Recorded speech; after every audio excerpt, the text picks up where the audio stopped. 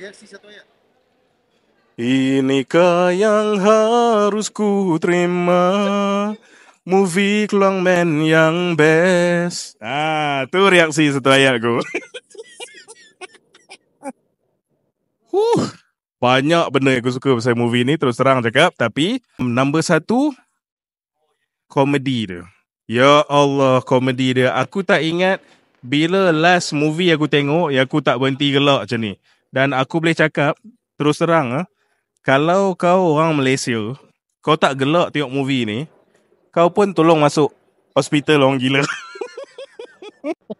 Okay, the second thing yang aku suka is definitely the performance daripada lead actor kita, Nasty. Sebab jujur cakap, as someone yang follow career dia kan, aku last tengok dia maybe sikit dalam Air Force. Lepas tu kita definitely, generation aku at least tahu dia daripada kami, masa aku student semua duk tengok. It's very relatable punya series kan. Aku boleh cakap, man, kalau the Malaysian film industry still tak sedar yang Mamat ni is leading man material, then aku tak tahu nak cakap apa. Sebab dia, kalau kau puji macam James McAvoy lah, dalam Split dia main banyak watak kan. Nasty as Borhan, kau bayangkan, dia ada alter ego as Keluang Man.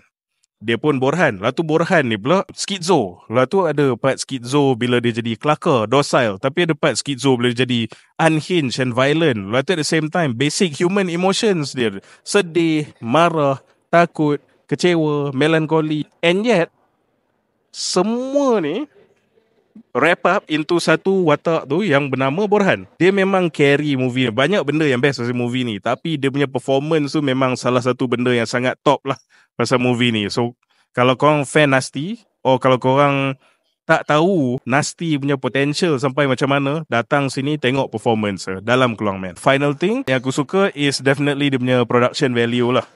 Sebab kau tengok the suits lah, aku rasa dia keputusan yang sangat bijak untuk buat suits tu part of a tactical gear. Dari mana datang tactical gear tu, nanti kau tengok the movie sendiri, kau akan tahulah.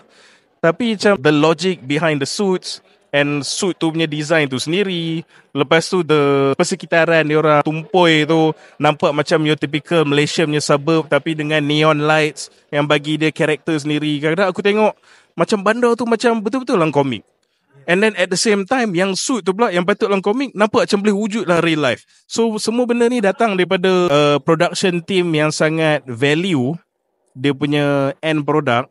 And bagi aku, it shows in the end. Kau memang immerse dalam dunia Keluang Man ni because of the production.